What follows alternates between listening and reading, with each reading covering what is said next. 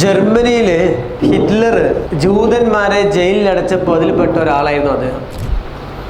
ഒരുപാട് കാലം കാരാഗൃഹത്തിൽ ഒറ്റപ്പെട്ട് കഴിഞ്ഞുകൂടിയപ്പോൾ ഒരു മനഃശാസ്ത്രജ്ഞനായ അദ്ദേഹത്തിൻ്റെ മനസ്സിൽ വന്ന ചിന്തകൾ ആത്മഹത്യ ചെയ്യണം, മരിക്കണം, ഇനി ലോകത്തൊക്കെ ഒരു തിരിച്ചു വരവില്ല എന്നായിരുന്നു. പക്ഷെ ഒരു ദിവസം അദ്ദേഹത്തിൻ്റെ കാരാഗൃഹത്തിലെ ഒരു ഡോർ ഇങ്ങനെ തുറന്നു നോക്കിയപ്പോൾ പുറത്ത് കണ്ട കാഴ്ചകൾ അദ്ദേഹത്തെ ഒന്നുകൂടി കരിഞ്ഞുരക്കി, അല്ലെങ്കിൽ അദ്ദേഹത്തെ ഒന്നുകൂടി പ്രയാസത്തിലാക്കി. കാരണം എല്ലാം കരിഞ്ഞുണങ്ങിയിരിക്കുന്നു, ഒരു പച്ചപ്പ് പോലും കാണാനില്ല. അങ്ങനെ അദ്ദേഹത്തിൻ്റെ മനസ്സിലെ ചിന്ത ആത്മഹത്യ ചെയ്യണം, മരിക്കണം. എന്ത് വഴി?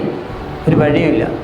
അവസാനം അദ്ദേഹം ഷേവ് ചെയ്യാൻ വേണ്ടിയിട്ട് ഷേവിങ്ങിനുള്ള ടൂൾസ് വാങ്ങിയിട്ട് അദ്ദേഹം കാരാഗൃഹത്തിലെ ബാത്റൂമിൽ പോയിട്ട് എങ്ങനെയെങ്കിലും ഞരമ്പ് മുറിച്ച് മരിക്കാമെന്ന് കരുതി അവിടെ നിൽക്കുമ്പോൾ പെട്ടെന്ന് അദ്ദേഹത്തിന് തോന്നി ആ ജനാല ഒന്ന് തുറക്കണമെന്ന്. അങ്ങനെ മാസങ്ങൾക്ക് ശേഷം ജനാല തുറന്നപ്പോൾ കണ്ട കാഴ്ച, മാസങ്ങൾക്ക് മുമ്പ് ഞാൻ ജനാല തുറന്നപ്പോൾ കരിഞ്ഞുണങ്ങിയ ഇലകളായിരുന്നുവെങ്കിൽ ഇന്ന് ആ മരത്തിലൊക്കെ ഓരോ പുതിയ നാമ്പുകൾ വന്ന് നല്ല പച്ചപ്പുള്ള ഇലകൾ വന്നിട്ടുണ്ട്.